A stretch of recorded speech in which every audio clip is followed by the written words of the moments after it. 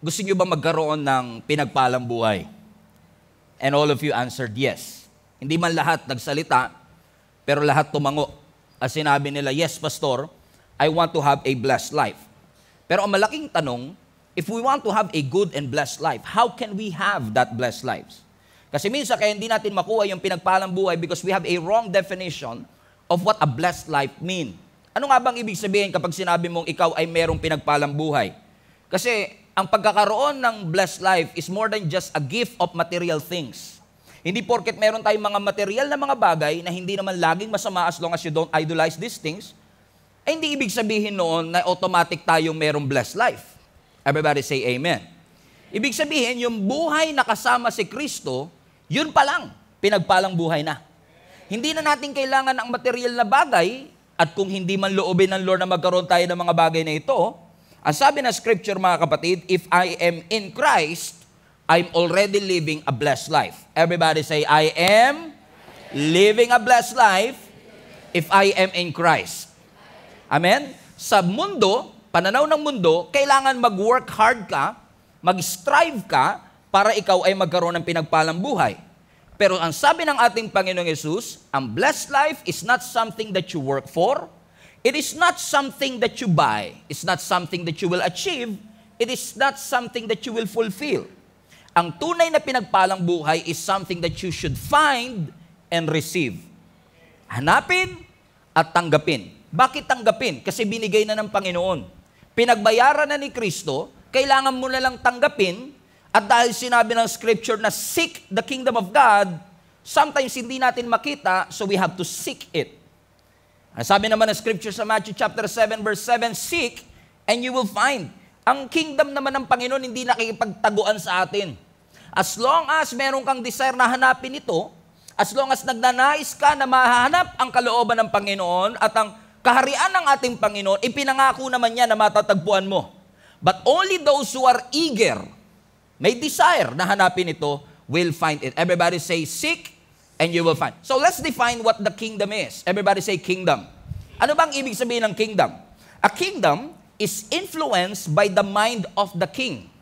It's not influenced by the legislation of the group of lawmakers. Ibig sabihin, ang kaharian pala, hindi ito naiimpluwensyahan ng mga mambabatas. Ang kaharian ay impluwensya ng kaisipan ng hari. Kaya nga, kingdom. Everybody say kingdom. Eh, sabi nga nila, marami sa atin, tinawag ng Lord to be part of the kingdom, pero maraming kingdom. We don't have the idea of it. Ignorant tayo sa kingdom, kaya mayroon tayong kingdom. Amen? Ano ba ang ibig sabihin ng kingdom? Ito, ang kingdom ay territory na influence ng kaisipan ng hari, kaya nga kingdom. Ibig sabihin, king and domain, territory. So kapag yung hari ay may territory, yung teritoryo niya na yon, ang tawag ay kingdom. At yung pamamahala dun sa kingdom, hindi na i-influensyahan ng mga mambabatas, senador o congressman. Sino ang nakakapag-influensya? Come on now. Yung isip ng hari. Ibig sabihin, yung kingdom, kung ano man ang kalooban ng hari, yun ang naki-carried out. Okay. Sa democratic government katulad natin, tao ang nasusunod. Sa kingdom mindset, king ang nasusunod. Comprende? Ang ating government official, hinahalal ng tao. Sa kingdom, yung hari, once siya'y ipinanganak, yung kanyang pinagpanganakan, yun ang kanyang territory. So kung ano man ang gusto niyang mangyari dun sa kanyang territory, hindi ito nai-influensya ng mga taong nakapaligid sa kanya, kundi ito'y nai-influensya ng kaisipan at nature ng mismong hari.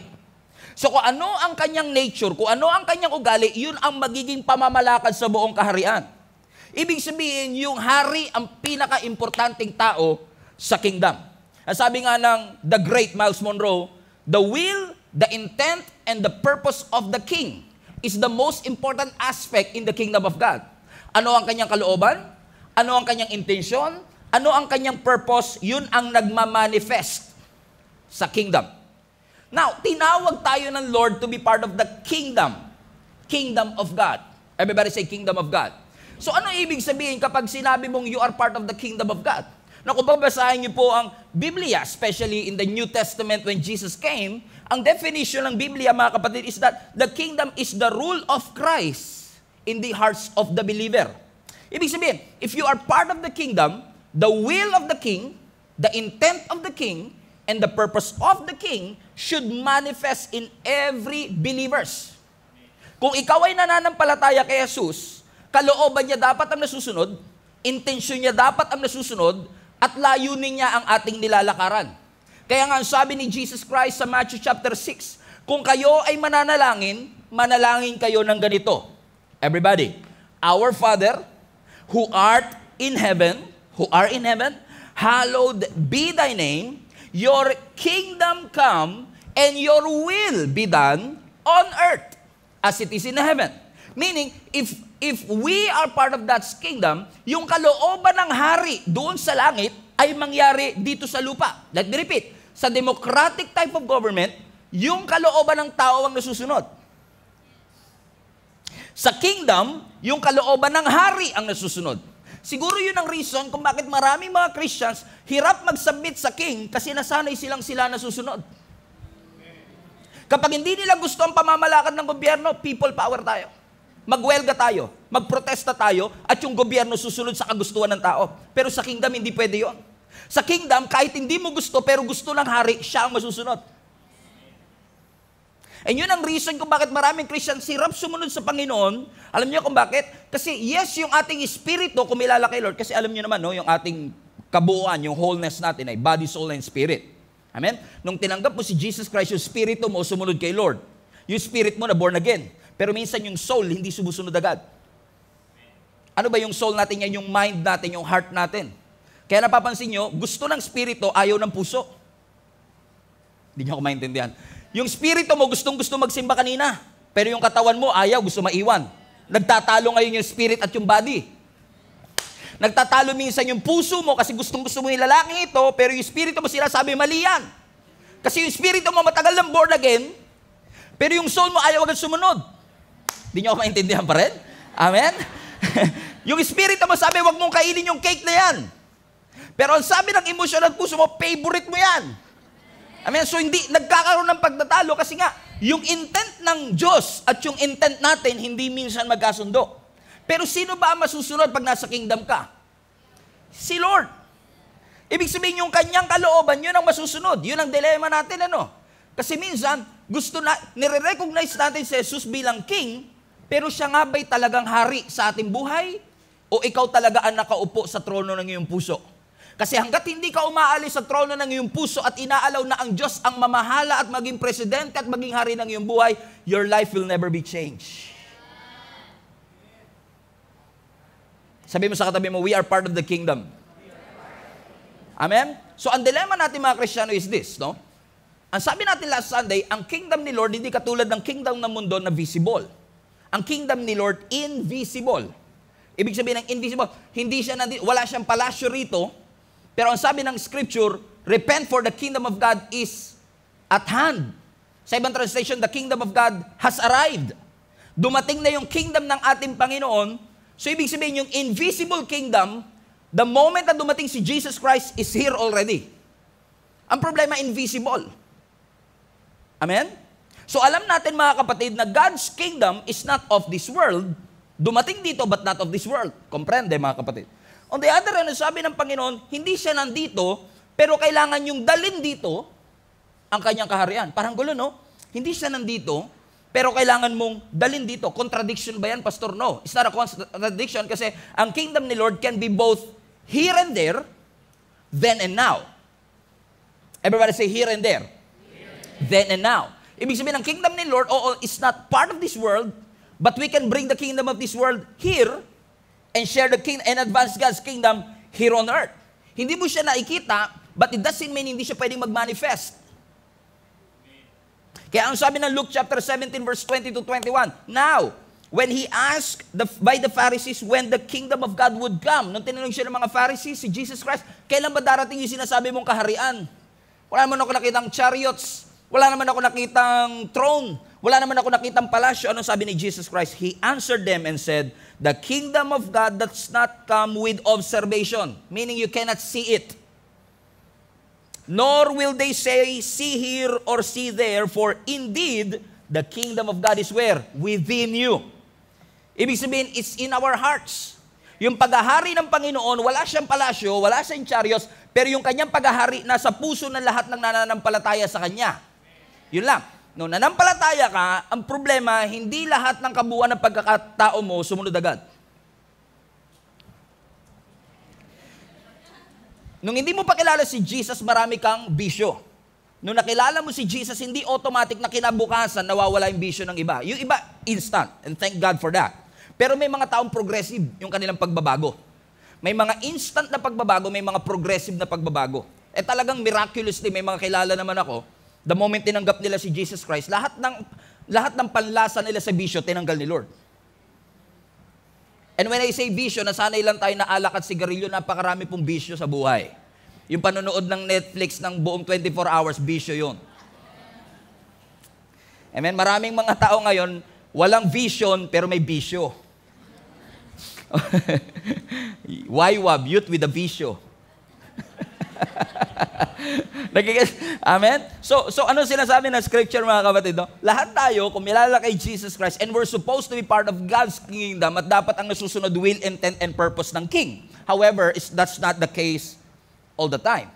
Kaya nung dumating si Jesus Christ, di ba, ang sabi niya kagad, ang pinakaunang message niya, repent. Alam niyo ibig sabihin ng repent? In the Greek, ang ibig sabihin ng repent, metanaus. Ibig sabihin, change of mind. So sinasabi ng Panginoon, alam kong nasanay kayo sa ganitong gawi. Alam ko nasanay kayo sa democratic kind of government, but repent! Change the way you think, for the kingdom is here. Yung kingdom dumating na. So ibig sabihin, we must go back to what we think we know. Alam niyo yung may mga pagkakataon sa buhay natin, akala natin, alam na natin? Huwag niyo sabihin hindi nangyayari sa inyo because it happens to me all the time. Eh kung mapapansin niyo, karamihan ng mga preaching na tinuturo ko dito, mga familiar passages of the scripture ang madalas kong pinagtutuunan ng pansin. Alam niyo kung bakit? Because you already know it. At sina-challenge natin kung anong alam mo, magugulat ka, tagal ko nang alam yung istorya na yun, hindi ko nakita yun ah. Because you have to challenge what you know. And when God says, repent for the kingdom of God is here, sabi niya sa mga Pharisees, Sadducees, at lahat ng mga tao, alam niyo na ang Bible, kabisado niyo ito, lahat ng 630 commandments, but repent, you must challenge what you know. Because when you challenge what you think you know, you will have the full revelation of the kingdom of God. Na magugulat ka, akala mo, alam mo na, pero ang totoo, hindi pa pala. Amen ba mga kapatid? Kasi the only way for us to be free and experience the fullness of who He is for us to experience the kingdom of God. Amen? Amen po ba? Kaya sabi, repent, magbago. Minsan may nagsabi sa akin, Pastor, ako, hindi ko naman kailangan magbago kasi minsan I was talking in the lines of all of us are a slave to sin. How many of you believe that lahat tayo alipin ng kasalanan? Well, this guy na nakausap ko, sabi niya, hindi ako alipin ng kasalanan. I chose to sin. Sabi niya, pinili ko magkasala. Hindi ako nagkakasala dahil alipin ako ng kasalanan. I chose to sin. Sabi ko sa kanya, kung talagang pinipili mo ang pagiging makasalanan at sinasabi mo talagang hindi ka alipin ng kasalanan, edi hinto mo. Ba't di mo kaya ihinto? Kasi alipin ka eh. Correct? Kasi kung talagang hindi tayo alipin ng kasalanan, madali lang dapat ihinto. After all, tayo naman pala nasusunod. Pero we have to admit to ourselves, hindi tayo mababago hanggat hindi natin inaamin, alipin tayo ng kasalanan. Pero si Jesus pumunta rito, hindi para pukpukin pa tayong lalo, kundi tubusin tayo sa ating pagkakasala. And the only way for us to be free is to experience and receive the grace of God in our lives so that the kingdom of God will manifest through us. Sabi ng Matthew chapter 3 verse 2, Amplified Version, repent. Ano ibig sabihin na repent? Change your inner self, your old way of thinking, regret past sins, live your life in a way that proves repentance, seek God's purpose for your life. Yun ang ibig sabihin. When you seek, when you repent, hanapin mo ang kalooban ng Panginoon for the kingdom of heaven is here. Amen. Wala masyadong amen, ano? Masyado pa maaga para dyan, Pastor. Sana pala sa alas 3 mo na lang sinabi yan. Alam niyo kung bakit? Let me just say this to you. Lalo sa mga Christian na matagal na. The kingdom of God is not the religion. Kasi yung kingdom of God, pinalitan natin ng relihiyon. Nakakala natin, porke tayo nagsisimba every Sunday, na tayo ay pumupunta sa church every Sunday, kumakanta ng 4 na kanta every Sunday, nagtataas ng ating kamay, akala natin we are walking in the kingdom of God. That's religion, not the kingdom. So most of us are operating in religion, pero ang sabi ng Panginoon, we must operate in God's kingdom. No wonder, marami po sa atin, we've been in a ministry, we've been a Christian for so many years, and yet we cannot see evidence of transformation in our lives. I'm not here to judge anyone. I'm just trying to teach you the way out of it. Kasi lahat tayo gusto, ayaw nyo masayang yung every Sunday na pagpunta natin sa church, don't we? Gusto natin matransform ang ating buhay. Gusto natin magkaroon ng pagbabago. And the solution is for us to be part of His kingdom. As sa kingdom ng Lord, ang absolute authority nasa King. Hindi sa atin. And unless ibigay natin yung full authority sa Panginoon, na sabihin natin, Lord, lahat ng aking desire, lahat ng aking kagustuhan, ay ipinagkakatiwala ko sa kagustuhan mo kasi naniniwala kong yung gusto mo ay mas okay kaysa sa gusto ko, then we operate in the kingdom of God. Ang sabi ko nga dito, kingdom living is living a life under the authority of the King. Pag sinabi natin we are living in the kingdom of God, ang tunay na kingdom living, nabubuhay ka under sa authority ng hari. Hindi sa authority ng kagustuhan natin, hindi sa authority ng feelings natin, hindi sa authority ng ating addictions, kundi sa authority ng hari mismo na tumawag sa atin to be part of His kingdom, and that is the kingdom of God. Kaya ang sabi ng text natin sa Matthew chapter 6 verse 33, but seek first the kingdom and His righteousness, and all these things will be added and given to you as well. Everybody say amen. This might be the last time you would say amen. Everybody say amen. Seek the kingdom and His righteousness. Pansin nyo, no? Lagi mo, His kingdom. Ibig sabihin, seek first His territory, because the kingdom of God is God's territory. His righteousness, ibig sabihin, His standards. So we seek His territory and His standards, and all these things will be given to you. Binasa na natin kanina. Alam natin ang context nito. Yung sinasabi ng Panginoon na all these things will be given to you, ito yung ating food, clothing, and shelter. Lahat ng inaalala mo sa buhay, lahat ng pangangailangan mo. Kasi mahirap naman talagang hindi mag-alala pag kailangan mo. Sino ba rito hindi mag-aalala pag wala ka talaga masuot? Come on, sino ba sa inyo hindi mag-aalala pag wala talaga tayong makain? Ganyan po ba gusto nyo? Hindi, titigan lang tayo, ganun.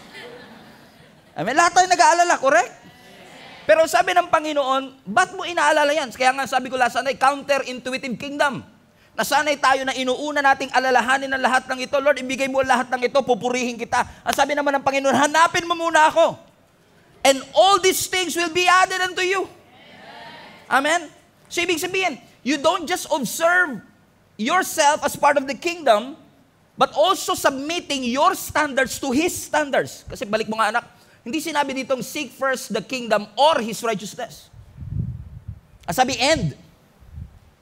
Ibig sabihin you have to find both. The territory of God, the kingdom, the domain of God, but at the same time, His righteousness. Yung kanyang standards. That's why we study the Word of God to know God's standards. And after that, all these things will be what? Will be added unto you. Now, I want to emphasize something. Everybody say kingdom. Balik mo na. But seek first His kingdom. Napasin nyo, singular. Hindi sinabing kingdoms. Kundi sabi ng scripture, seek first the kingdom of God. Parang galing ko sa English, no? Just a few of my observation. Nang sabi ng scripture, seek the kingdom. So ibig sabihin, kung siya ay kingdom, singular siya, ibig sabihin walang second sa list. Walang number 2, walang number 3. Nag-iisa. Hanapin mo yung kingdom. Kasi tayo minsan, hanapin ko yung kingdom and then career. And then what I want. Sabi ng Lord, seek the kingdom. Ibig sabihin, in God's kingdom, you have to find that singular kingdom. No second. Walang pangalawa sa listahan. Alam niyo kung bakit? Kasi when you operate in the kingdom, for example, if you are working in the kingdom. Kung ikaw ay nanay, you are parenting in the kingdom. Kung ikaw ay nag-aaral, you are studying in the kingdom. You do it for the kingdom. Pag hinanap mo yung kingdom, hindi ka lang nagtatrabaho para sa sarili mo. You're working for the kingdom. Hindi ka lang nag-aaral for yourself, for your self-fulfillment. No, you are doing it for the kingdom. That's why sabi ng Panginoon, if you worry about such things, kaya ka nagtatrabaho para magkaroon ka ng mga bagay na gusto mo at kailangan mo, hindi masama yan, but seek the kingdom and operate in the kingdom. And all of these things will inevitably be given to you with no effort at all. Effortless, counterintuitive. Sa atin, kailangan mo paghirapan, pagsikapan, pero sabi ng Lord, hanapin mo. Spiritual ang hanapin mo, hindi natural. Eternal ang hanapin mo, hindi yung nandito sa mundo. Seek it. Everybody say seek. At pag sinabi mong seek, in the Greek, put it up, ang seek ay pursue. Explore. I-pursue. Hindi yung natagpuan ko, uy, akita ko na. No, you have to pursue it. All the days of your life, you are looking for it. It's part of your life already. And when you seek and pursue and explore the kingdom of God, what will happen? You will live a life with authority. You will realize your destiny. Come on, somebody. Amen? Kaya ang mga Kristiyano, mga kapatid, nagro-rule. Nagre-reign. Nagahari. Hindi tayo ang pinagaharian. In fact, mga kapatid, yung kingdom, actually in this verse, is actually related to dominion na sinabi sa Genesis 1:26. Sabi ng Genesis 1:26, let us make man in our own image and in his own likeness. Let's give them dominion over the fish of the sea, over the birds of the air. Come on now, alam niyo yung verse na yun? Ang sinasabi yung dominion na yun is actually the same word with the kingdom. Alam niyo kung bakit? Kasi when you are part of God's kingdom, you are not just under the submission of the king, you have the authority to rule. You have the authority to reign. R-E-I-G-N. Hindi umulan, kundi maghari. You have the authority. Kayo lang yung sinabihan ko niya, hindi kayo na-excite kasi sanay kayo sa takot. Takot ako mag-reign. Takot ako maging boss. Takot ako maging manager. Kasi dapat kami lang ang sunod-sunuran sa kanila. No, mga kapatid, you are destined to reign. You are destined to rule. Amen. Kaya nga dito sa church, napansin nyo mga kapatid, lagi namin paulit-ulit sinasabi, you have to grow, you have to mature, you have to blossom in your faith. That's your destiny. The design is very dominion. Dominion. Amen. Kingdom. We have to dominate. And dominion. Ibig sabihin, Pastor, kung ako ay dinestiny ng Panginoon na mag-dominate, may lugar ba ako sa mundo? Yes. Hindi ka dinestiny ng Panginoon na maging sunod-sunuran lang habang buhay. After all, i-correlate natin sa Old Testament. After all, sabi ng Bible, you are called to be the head and not the tail, above and not beneath. What does it mean? You are meant to rule. You are meant to dominate. Wag natin sabihin, yung entertainment industry para lang sa mga magaganda yan. You are destined for entertainment industry also. You are meant to, wag natin i-exclude ang sarili natin, hayaan na natin sa kanila yung food industry. No, we are meant to rule in that industry. Kaya lang hindi nagre-reign at nagro-rule ang mga Kristiyano kasi takot tayo. Hindi natin nare-realize na meron tayong authority sa media, meron tayong authority sa entertainment industry, meron tayong authority sa production industry, meron tayong authority sa agriculture, education, lahat ng industry. You are meant to rule. You are meant to dominate. So let us dominate that. Hayaan natin na huwag tayo. Alam niyo mga kapatid, one day pinapanalangin ko, lahat kayo, magkaroon kayo ng sarili niyong business. Na ikaw ang may-ari. Ask me why. Kasi hanggat ikaw ang employee, naaapektuhan ka ng desisyon ng boss mo whether you like it or not. What if yung boss mo hindi Christian? Kung sabihin niya lang na pumasok ka ng linggo, wala kang magagawa eh. So, ngayon, sumusunod tayo kasi wala tayo sa ruling position. That's not the head. We are the tail. Now, I'm not saying, hindi natin hinuhusgahan kasi lahat tayo dadaan doon. Wala naman naging boss automatic. Amen? Kaya nga sabi ng Panginoon, you want to be first, be the last. Pinagpe-pray ko one day, lahat kayo magkakaroon ng sariling bahay. Totoo yan, pinagpe-pray ko lagi. Alam niyo kung bakit? Kasi yung desisyon ng may-ari ng bahay ninyo makaka-apekto sa iyo. Pag ayaw ka ng petirahin, wala kang choice. That's not a life that reigns and dominates and rule. That's not what God intended for us to do. At some point in our life, mangungupahan ka. Posible. At some point in your life, magiging empleyado tayo. Posible. But always remember, that's not just your destiny. It may be part of your destiny, but that's not your destiny. If you will walk in the kingdom of God, meron kang capacity and ability to rule because you have the authority. Tingnan nyo, konti lang hindi sila makapaniwala. Pastor, okay na ako na sumusunod lang. Okay na po ako, Pastor, na ako. Ano yung gustuhin nila? Sunod lang po ako. Ano mga kapatid, hindi lang ako nakakuha ng video. No? I was watching a video about this, yung mga langgam, meron silang tinatawag na death spiral. Merong part na magugulat ka na lang, yung mga langgam sa bahay mo, paikot-ikot lang sila, wala silang ginagawa. Alam niyo ba mga kapatid, ang tawag ng death spiral? Kasi yung leader nila, nawala na, hindi na nakasunod, kaya sunuran na lang sila ng sunuran sa isa't isa, kasi nga wala silang mata, no? So, sinusundan lang nila yung scent ng isa't isa. Wala silang kamalay-malay, wala na silang pinatutunguhan. Umaandar sila, pero they are moving around, but they are not progressing. At hindi nila mamalayang, kakasunod nila ng kakasunod, namamatay sila in exhaustion. Sa sobrang pagkapagod, namamatay sila. Pagka nakakita kayo ng death spiral, yun na yung kamatayan nila. And they don't even know it. Alam niyo kung ba't sila namatay? Akala nila yun na yung kanilang destiny. Sunod lang sila ng sunod. And unfortunately, there are many dreams, many destiny na namatay na. Kasi akala natin hanggang sunod lang tayo. Kung ano uso, susunod tayo. Meron kang authority na magpauso rin. Amen? So hindi porkit lahat sila naka-skinny jeans, hindi ka na pwede magsuot ng belly bottom. Amen? Why? You have the authority to rule. You have the power and the authority. Kaya hindi tayo makapenetrate at makapag-dominate kasi maraming Christians ang takot. Akala natin wala tayong lugar sa agriculture industry. Akala natin wala tayong lugar sa petroleum industry. Meron kang lugar doon. Inilaan na ng Panginoon yung lugar mo. Meron lang nakapwesto ngayon kasi takot ka. Pero kung i-dominate mo yan, kapatid, you have that capacity. You have the power. Ano sabi ng Panginoong Hesus? We have the power and the authority to trample on snakes and scorpions. Everybody say power. Mukhang gagawin kong series to, mga 8 linggo pa. Di pa kayo makapaniwala eh. Okay? You have the power and the authority. Everybody say power. Now, there is a difference between power and authority. Yung power, that's your ability to do it. Okay? May power ka, nagagawa mo. Pero yung authority has something to do with permission. Kaya mo nagagawa kasi may permission. May authority ka. Kaya may power of attorney. Ibig sabihin, wala ka doon, pero dahil may letter ka, meron kang authority to sign, to receive, to... Gets niya mga kapatid? Ang sabi ng scripture, you have the power and the authority. So, ibig sabihin, hindi ka lang merong kapasidad. Meron kang permission mula sa hari na gawin ito. So, kahit kasi may permission ka, pero wala kang power, wala rin. Pero kahit may power ka, pero wala kang permission, wala din. And sabi ng scripture, you have the power and the authority to receive and to claim what is ours, what is yours. So, ibig sabihin, when I say, I pray in Jesus' name, na yung blessing ng Lord sa buhay mo, inintend niyang matanggap mo, matatanggap mo. At sinabi mo, I receive it. Amen. You have the power and the authority to receive and experience what God has bled and died for at the cross.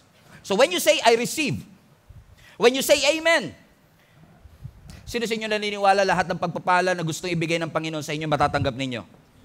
That one. Yung sinabi mo amen. It's not just your faith talking. It's not just your mouth talking. It's your faith talking. Na sinasabi mo, yes Lord, I receive. And sabi ng Panginoon, you have the power and the authority to receive it. Amen? So, ibig sabihin, pwede mong i-claim kasi pinagbayaran na ng Panginoon doon sa krus ng Kalbaryo. Now, the question is this, what are those things that you want to manifest in your life? Hindi ako naniniwala lang manifesting. Hindi ko pwede mag-manifest so wala kang ginagawa. Ang tunay na pananampalataya is not just believing. Faith is more than just believing. Faith is walking out what you believe. Yun ang tunay na faith. Nilalakaran mo yung pinapaniwalaan mo. Naniniwala ka ba that you have the dominion?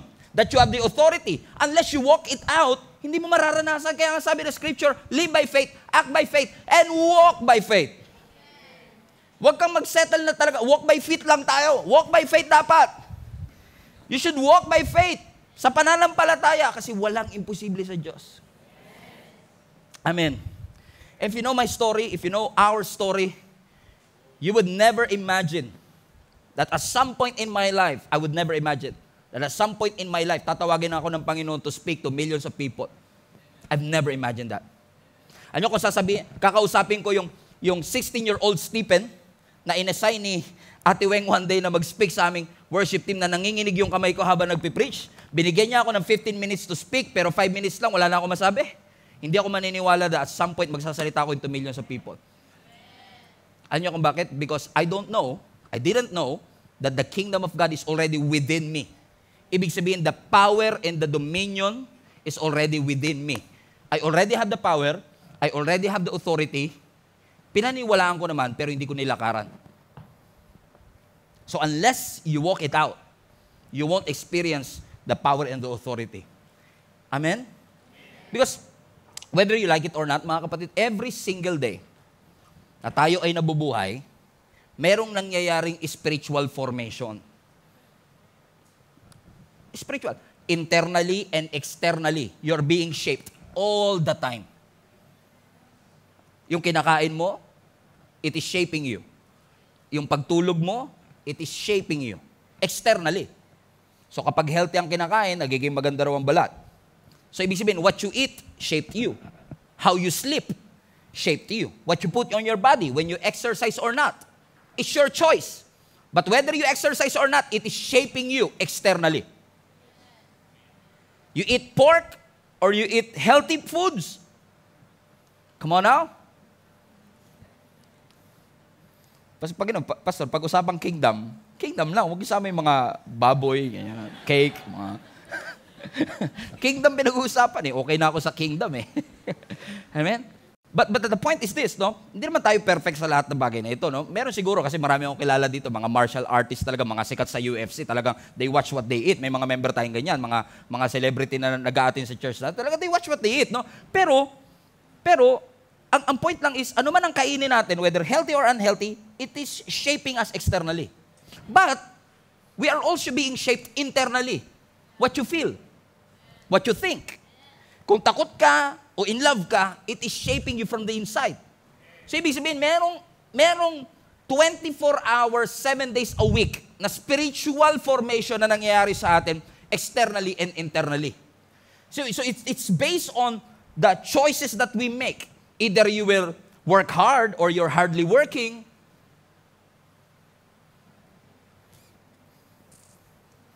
Just give it some time. You'll get it. Amen?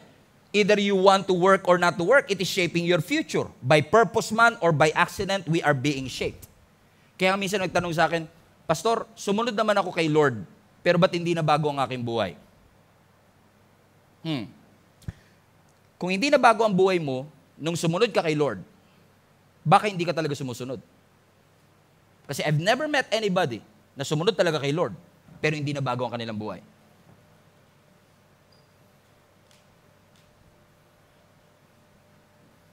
Sabi siguro ng global family, sobrang tahimik, no? Opo. Hindi po kayo nagkakamali.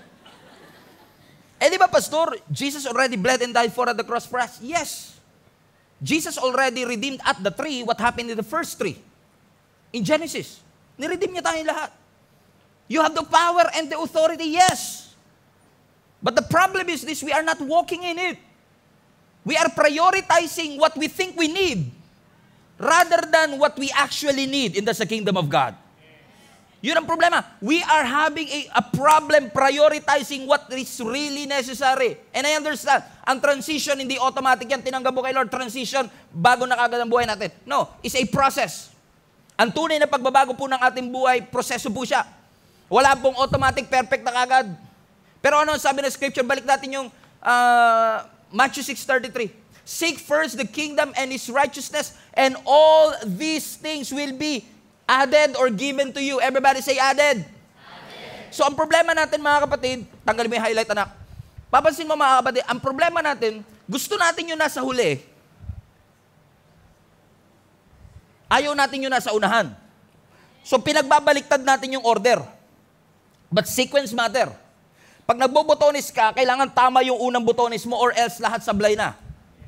Hindi nyo kailangan ng skyrocket science knowledge yan para malaman na pag mali ang unang botones, mali na lahat. You cannot correct it. Kailangan i-correct mo sa una. Hanggat hindi tama yung una at hindi mo inuuna yung dapat nasa unahan, hindi maaayos ang buhay. So hindi maaayos ang buhay natin, kakahingi natin ng all these things hanggat hindi natin hinahanap ang kalooban ng Panginoon. Hanapin mo muna. Kaya nga mahirap siyang paniwalaan kasi nasanay tayo, Lord, bigay mo to. Lord, bigay mo to. Lord, gusto ko itong tanggapin. Sabi naman ng Lord, gusto kong ibigay. But you have to work on the sequence first. Seek His kingdom and all these things will be what? Everybody say added. So, karamihan sa atin, gusto natin ng addition, ayaw natin ng prioritization. Masarap kasi pakinggan, Lord, all these things will be added. Totoo naman, gusto lang Lord, kalooban ng Lord, He can and He will. Pero ang sabi ng Panginoon, you have to seek first. Because lahat tayo may priority. I'm not here to judge anybody, but build your life, not just on the dreams that is in front of you, but your purpose. Like ko po ito sinasabi, posible na marami po sa atin, kaya hindi natin maranasan yung fullness of God's blessing in our life. Kasi nakafocus tayo sa ating pangarap, nakalimutan natin yung ating purpose. Let me just tell you this, based on my experience, dreams can change. Dati ang pangarap ko, BMW black na 328 na kotse. Alam nyo ngayon, settled na ako. Sabi ko, nagbago na yun. Sabi ko, sige Lord, MUX. Kasi na-realize ko, hindi porkit ginusto mo, automatic magiging sa'yo. Hindi ko naman alam na kailangan mo mag-ipon. Hindi ko naman kailangan mo bayaran yung mga ganito. Na kailangan may mga may requirement. Kaya unti-unti bumaba na rin yung pangarap mo eh. Yung affordable na lang. Nagkikes nyo? Kasi sabi nga natin, hindi naman masamang mangarap. Oo, pero mahal to pa rin yung pangarap. Hindi masama. Libreng mangarap, pero pag tutuparin mo na, it will cost you something. And that dream will change. Minsan, pinangarap mo noon, sino sa inyo, pangarap nyo noong 2015, sabi nyo, wag na, hindi na ito mangyayari. Nung 21 ka pala, sabi mo, gusto ko talaga tall, dark, and handsome. Nung 31 ka na, tall, pwede na, tall. Kasi yung maputi, pwede namang ipadark yan eh. Babad ko lang yan sa dagat eh. Yung handsome, mukhang delikado na to. Okay? Siyempre, nagbabago rin tayo, di ba? So, tall na lang ngayon. Di ba? Napansin nyo, dreams can change. But your purpose will not. So, ang ipurso mo yung purpose mo, kapatid. The reason why you exist. So, the order and the sequence of your priority, it matters.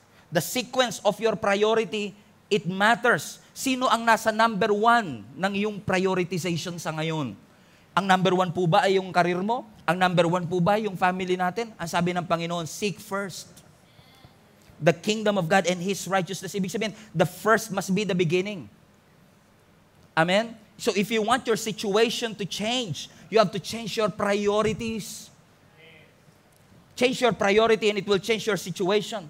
Minsan, nananalangin tayo sa Panginoon, Lord, ibigay mo to. Lord, gawin mo to. Pero hindi kayang ayusin ng prayer ang priority issue. Hanggat hindi mo inaayos ang priority, kahit anong pray mo, hindi mangyayari yan, kapatid. Amen.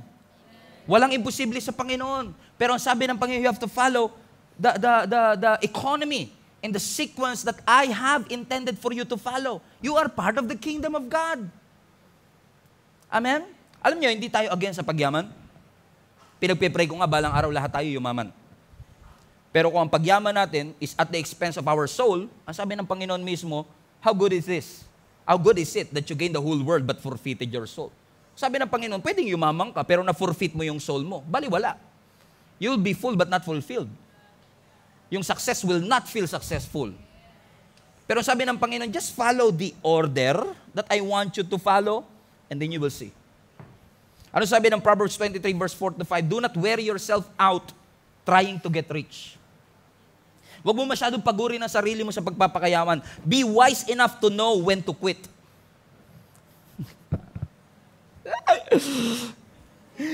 Verse 5, in the blink of an eye, wealth disappears. For it will sprout wings and fly away like an eagle. Napansin niyo ba ganun? O, totoo, no? Kahit meron, yung nagkaroon ka ng 100,000 sa bank account, tutuwa ka, wow, parang feeling ko, yaman-yaman ko na, I can do whatever I want and I can buy whatever I want. Tapos nung nagulat ka, naging 2,000 na lang, nagtataka ka pa, saan napunta yun? Lumipad eh. Hindi mo rin alam kung bakit, di ba? Because wealth disappears. Sabi ng Panginoon tuloy, sabi ng Proverbs sa atin, Proverbs siya na, the wisest book, considered to be the book of wisdom. I was supposed to entitle this kingdom wisdom because we need wisdom in God's kingdom. Pero ang sinasabi ng scripture sa atin, huwag yung pagurin ng sarili nyo trying to get rich. Hindi yun ang main goal. Ang main goal, seek the kingdom. And the kingdom, ano kapag part ka ng kingdom, hindi papayag ang king na naghihirap yung kanyang kaharian. Kasi yung paghihirap ng kanyang kaharian will reflect the nature of the king. Kaya tapatin nyo, pagka part ka ng monarchy government, Halimbawa, sa Europe, sa Denmark, or sa London. Siyempre, kailangan ibabagay mo yung accent mo eh. Alam niyo ba, mga kapatid, if you are part of the kingdom, and yung mga taga-Denmark na global fam natin, kaya na-test to it, kasi may nakausap na ako na global fam natin from Denmark, ano yun, sabi niya mismo, lahat na lang dito binibigay ng gobyerno, kasi ayaw ng gobyerno may mahirap sa kanyang sinasakupan. King kasi. Hanggat may hari, hindi siya papayag na may mahirap sa kanyang sinasakupan. Eh, kung ang haring earthly, hindi niya pinapabayaan ang kanyang nasasakupan, what made you think na yung hari nating heavenly ay papabayaan tayo na naghihirap? Amen? Yun nga lang minsan, pinupurso natin yung blessing, nakakalimutan yun natin yung nagbe-bless mismo. In our pursuit for God's blessing, nakalimutan natin yung kingdom. Lilipad dyan. Fly high, butterfly. Hebrews 13:5. Hebrews 13:5. Your way of life should be free from the love of money, and you should be content with what you have. Iba yung satisfied sa content, ha? Okay? Hindi naman porke, 5 piso lang laman na sabi ng Bible, be content. Hindi yun. You work hard, pero anumang ipagkaloob sa iyo, be content. Hindi sinasabing huwag ka na magtrabaho at makontento ka na lang sa bagay na meron ka. Hindi sinabing masatisfy ka, kasi sabi maging kontento ka. After all, He has said, tignan nyo to, I will never leave you, that's your King. And I will never abandon you. Nabasa nyo pa ba yung binasa ko, mga kapatid? Basahin nyo kung paano ko siya binasa uli. Ano yung sabi ng scripture? Your way of life, yung pamaraan mo ng pamumuhay, dapat free from the love of money. Huwag mong mahalin ang pera. Maging kontento ka sa bagay na meron ka. After all, sinabi ng Diyos, hindi ka niya iiwan at hindi ka niya pababayaan. So ano ang anchor natin para makontento sa buhay? Kasi nangako ang Diyos, nangako yung hari natin mismo na hindi niya tayo iiwan at hindi tayo pababayaan. Hindi ka niya iiwan. So why do you worry about such things? What you will eat, what you will wear. Ang sabi ng Panginoon, seek the kingdom first. And all these things that you worry about, it will be added to you. May kingdom ka na, meron ka pa nito. And I know sometimes, may mga pagkakataon sa buhay natin when we struggle, parang, Lord, nasan ka? When you look behind, asan ka, Lord? Sabi mo, you have my back. Pag tumingin ka sa harap, Lord, nasan ka? Ang sabi mo, you will lead the way. Because na paniwala po tayo ng isang kasinungalingan na porket tayo ay may Kristo sa ating puso, hindi na po tayo dadaan sa storms and shipwrecks. I will never ever lie to you. Tapos sasabihin ko sa inyong hindi kayo dadaan sa pagsubok. In fact, kung ano man yung pagsubok na pinagdadaanan nyo, there is a potential na meron pang mas matindi. Hindi ko nanakawin yung katotohanan na yon. Pero totoo din na nangako ang Panginoon. Sa kabila ng lahat ng ito, hindi niya tayo iiwan. Sabi niya, He will never leave us. He will never forsake us. Hindi niya sinabing, I will never give you problems. God did not promise us a problem-free life. Pero ipinangako niya that in the midst of troubles and worry, in the midst of anxiety and fear, sabi ng Panginoon, I will be with you. Go and make disciples of all nations, baptizing them in the name of the Father and of the Son and of the Holy Spirit, teaching them to obey what I have commanded you. For lo, hindi yan lolo, lo. Sabi niya, behold, I am with you always, even to the end of age. In fact, kung gusto mo talagang maranasan ang presensya ng Panginoon, sometimes you have to be in trouble for you to experience who He is. Kasi pag nasa trouble ka, mas matindi panalangin mo. Pag nasa trouble ka, para mas rinig na rinig mo ang Panginoon. Ang sabi ng Panginoon sa atin ngayon, He's giving us a solution, church. I know you've been worried about so many things. Naalala ko si Mary and Martha nung binisita sila ng ating Panginoong Jesus. Si Martha, busy-busy siya sa pagluluto, busy-busy siya sa paghahanda, busy-busy sa ministry, busy-busy sa gawain sa church. Pero si Mary, anong ginagawa niya? She was sitting at the feet of Jesus, leaning and gleaning to every word that Jesus is saying. Sabi ni Martha, Lord, pagalitan mo naman yung kapatid ko. Sabihan mo naman siya, tulungan niya ako dito. Nahihirapan na ako dito sa aking ginagawa. Walang mali sa ginagawa ni Martha. Pero ang sinasabi ng Panginoon, Martha, Martha, you are so worried and troubled about many things. But one thing, singular, one thing, the kingdom. One thing is necessary. And Mary did the right choice. He seek first the kingdom. He pursue God first. Huwag mo intindihin yan. All these things will be added to you. Wag kang magpanik na wala kang tinapay na mapapakain. I am the bread of life. Wag kang magpanik na wala kang mapapainom na tubig sa akin. I am the living water. Seek first the kingdom and His righteousness. Change your prioritization. Just try it out. Subukan mo lang. And you will see. You know, sometimes, ang ating spiritual journey ang nag-a-adjust sa ating mga ginagawa sa buhay. Pero ang challenge sa atin ng Panginoon ang challenge ng Lord sa atin for the past 2 weeks, subukan mong baguhin ang prioritization mo at unahin mo ang Panginoon. And all these things will be added unto you. Seek the kingdom and His righteousness, and all these things will be added. Ang sabi nga ng Psalms 34, the righteous person faces many trouble, but the Lord comes to the rescue each time. Kapag pinangkukuhan ka ng Panginoon, get ready to be in trouble. You will be in trouble. Nangako ang Panginoon, all these things will be added unto us. So obviously, we will be in trouble. Pero ang pananampalataya mo ba ay nasa Panginoon?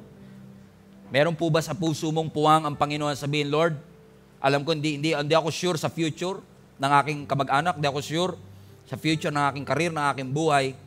Pero sabi mo, when I seek you first, when I seek the kingdom first, hindi religion kundi yung kingdom, all these things will be added unto me.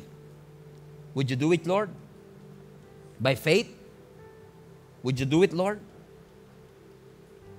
Ang sabi ng Lord, when you pray like this, give us this day our daily bread and forgive us our sins. What God is saying, I am the bread of life and I can supply your needs daily. Why are you worrying? Why do you worry? Why are you anxious about such things? Everybody say daily bread. And for many years, I thought, yung sinasabi ng Lord, give us this day our daily bread, He's talking about food. No, He's talking about your faith. Do you believe that God will supply every day all your needs when you pursue the kingdom of God? Walang magagawa ang pag-aalala, pero ang pagtitiwala may magagawa.